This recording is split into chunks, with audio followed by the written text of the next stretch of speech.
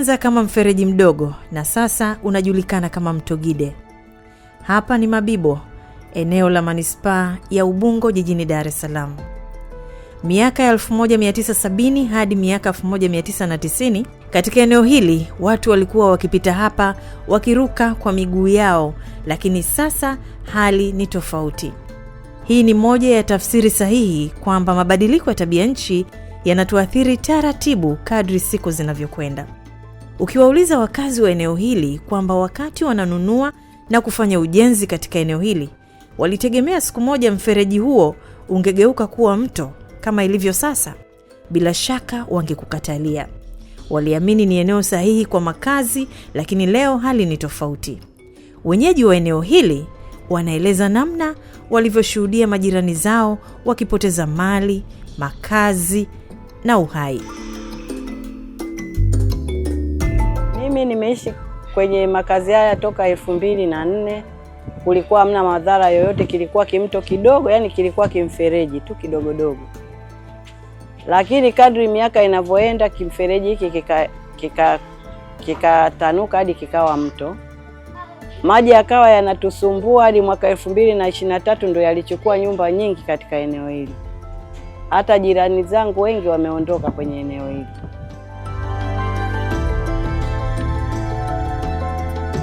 Majina naitwa Miraji Amiri, ni mkazi wa Mabibo. Sisi kama wananchi changamoto zipo. Kwa kweli vivuko changamoto ya kwanza kwa sisi wananchi wa kawaida. Lakini athari pia kutokana na mto huu. Watu hawana makazi. Kuna nyumba nyingi zimeondoka kuanzia maeneo ya Ubungo mpaka kule Kigogo. Yote nadhani ni athari inatokana na mto huu hapo. Mimi wito wangu kwa sababu maoneo kwa serikali. Tunaiomba serikali itusaidie bonde hili kutokana na makazi ya watu kila leo yanaondoka. Maisha yamebadilika. Wakati wa mvua amani inatoweka. Wanaishi kwa hofu kwa sababu hawajui ikiwa msimu huu watabaki salama ama la. Mvua inaponyesha, kama imenyesha Mbezi, maeneo ya Mbezi, Kimara huko, baada ya muda kama lisali moja hivi kama na nusu hivi, maji yanakuja yanakuwa mengi sana. Kwa hiyo njia ni kubwa sana hii. Hii na watu wanapitoka Mabibo mwisho hii mpaka Makuburi kule hivi. Watu ni wengi sana wanaopita eneo hili, kwa hiyo maji yanakuwa mengi sana. Hapa wanahitajika nini? Daraja kubwa. Angalau liwe juu zaidi, ambapo mvua ikinyesha haina haja kupigiana simu. Vipi Mangi? Hapo maji panapitika.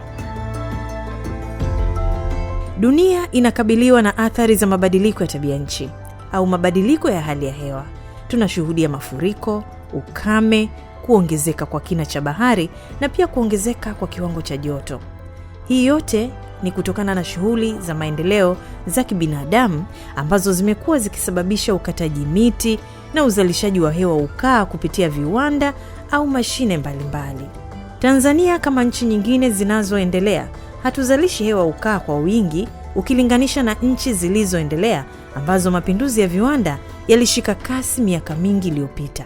Lakini leo isivyo bahati, likija suala la athari za mabadiliko ya tabia nchi, hakuna aliye salama. Kitu ambacho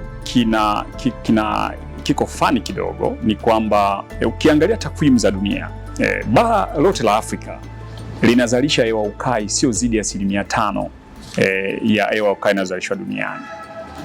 Lakini changamoto ni kwamba bara la Afrika ndio linalopitia athari nyingi sana za mabadiliko ya tabia nchi, na zinapotokea kwa kweli hazituachi salama. Uchumi wa nchi za Kiafrika, Tanzania ikiwa mojawapo, unategemea sana mazingira. Afya ya wa Tanzania inategemea mazingira. Nishati ya Watanzania inategemea mazingira. Kwa hiyo inapotokea kuna mabadiliko kwenye tabia nchi ambayo yanaathiri mazingira, lazima kuwe kuna athari kubwa sana kwenye hizi nchi zetu. Maisha ya binadamu yako hatarini. Pia maisha ya viumbe hai na mimea vinaathiriwa na hali hii. Mamlaka ya hali ya hewa nchini Tanzania, TMA, imekuwa ikitoa tahadhari za ama upungufu wa mvua au uwezekano wa kuwepo kwa mvua kubwa kupitia kwa kaimu mkurugenzi mkuu wa TMA ambaye pia ni makamu mwenyekiti wa jopo la kimataifa la sayansi ya mabadiliko ya hali ya hewa na tabia nchi IPCC, Daktari Ladislaus Changa anaeleza kuhusu mvua za vuli kwa kipindi hiki. Ufuatao sasa ni mwelekeo wa mvua za vuli kwa kipindi cha Oktoba mpaka Disemba 2025. Tunatarajia kwamba maeneo ya ukanda wa pwani ya kaskazini ambayo inajumuisha mikoa ya Tanga, Dar es Salaam, Pwani pamoja na Morogoro kaskazini na visiwa vya Unguja na Pemba, lakini pia maeneo ya nyanda za juu kaskazini mashariki. Haya maeneo tunatarajia kwamba yatapata mvua za wastani kuja chini ya wastani. Na ni matarajio yetu kwamba mvua zitaanza wiki ya kwanza na ya pili ya mwezi Oktoba, na ni matarajio yetu kwamba mvua hizi zitaenda mbele zaidi mpaka kufikia Januari 2026. Athari za mabadiliko ya tabia nchi ni mtambuka. Mfano, wakati wa mafuriko, magonjwa ya mlipuko kama vile kuhara, malaria na homa ya dengu yanaibuka. Wakati wa msimu wa mvua huwa kunaibuka kweli magonjwa mengi sana, na hususan magonjwa ya kuambukiza ambayo yanahusiana moja kwa moja au yanaambukizwa kirahisi zaidi kwenye mazingira nyevunyevu. Yaani nikimaanisha kwenye mazingira ambayo yana maji yaliyotuama na hali ya uchafu. Na haya magonjwa tunaitaga magonjwa ya msimu kwa sababu yanakuja katika msimu wa mvua peke yake. Na ni mengi kidogo. Kwa kuanzia, kwa watoto huwa wanapata sana magonjwa ya kuharisha na kutapika ambayo yanatokana pia na mazingira hayo machafu. Lakini magonjwa mengine ambayo yanaweza kupatikana katika nyakati hizi ni magonjwa kama homa ya ini, hasa homa ya ini ya A pamoja na E.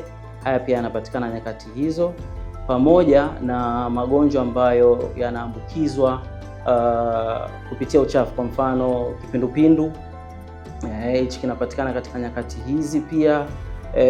Magonjwa kama chocho, ambayo ingawa mara nyingi chocho kinatokea kwenye maeneo ambayo tayari yana maji, lakini ugonjwa kama homa ya matumbo ambayo inaitwa typhoid fever, na yenyewe huwa inaonekana sana nyakati ambazo za msimu wa mvua.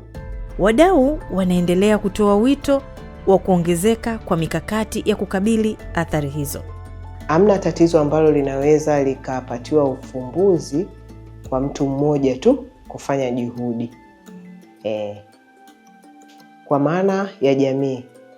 Jamii kwanza ni kujikita kwenye kupata elimu. Elimu kwa maana ya kujua athari ambazo zinaweza kutokea, lakini jinsi gani ambavyo wanaweza wakazikabili. Kuna swala zima la namna ya ku manage au niseme namna ya kudhibiti majanga. Hiyo ni elimu ambayo ngazi ya jamii lazima wawe nayo, na kwenye sheria ya kudhibiti majanga tayari kuna namna ambayo zimewekwa mifumo kwamba mpaka kwenye ngazi ya mtaa kuwe na kamati ya majanga. Sasa hii kamati ina kazi ya kuhakikisha kwamba kuna namna ambayo jamii inapopatwa changamoto iwe inajua namna ya kujiokoa. Mafuriko yanapotokea tupite njia gani ili tusiende kupata madhara. Je, nini kifanyike kuokoa makazi yaliyo hatarini dhidi ya majanga ya mvua ama mafuriko? Mafuriko ni moja kati ya athari zinazotokana na mabadiliko ya tabia nchi. Lakini uzuri kwa teknolojia iliyopo duniani sasa hivi, sio swala la ghafla, sio ajali. Mamlaka ya hali ya hewa huwa inatoa taarifa mapema kabisa, tunasema early warning, za ujio wa mvua. Kwa hiyo kitu cha kwanza kabisa ambacho serikali na wadau wote wanatakiwa wafanye ni kuhakikisha watu wanaoishi kwenye maeneo hatarishi wanajua kwamba mvua inakuja. Hilo jambo la kwanza. Lakini jambo la pili, serikali kupitia mamlaka zake, tunaongelea serikali za mitaa, tunaongelea vitongoji, katika yale maeneo ambayo watu wanaishi maeneo hatarishi, ni vizuri kuangalia namna ya kuwasaidia katika namna nzuri tu ya kidiplomasia, hao watu wakaondoka kwenye yale maeneo inapokuja wakati ambao ni wakati wa mvua zinazoleta mafuriko. Jitihada hizi zinapaswa kuchukuliwa na makundi yote, yaani vijana, wanawake na wanaume. Tutumie tafiti zetu za ndani kutafuta majawabu ya changamoto zetu kuhusu athari za mabadiliko ya tabia nchi na hasa nyakati za mvua nyingi.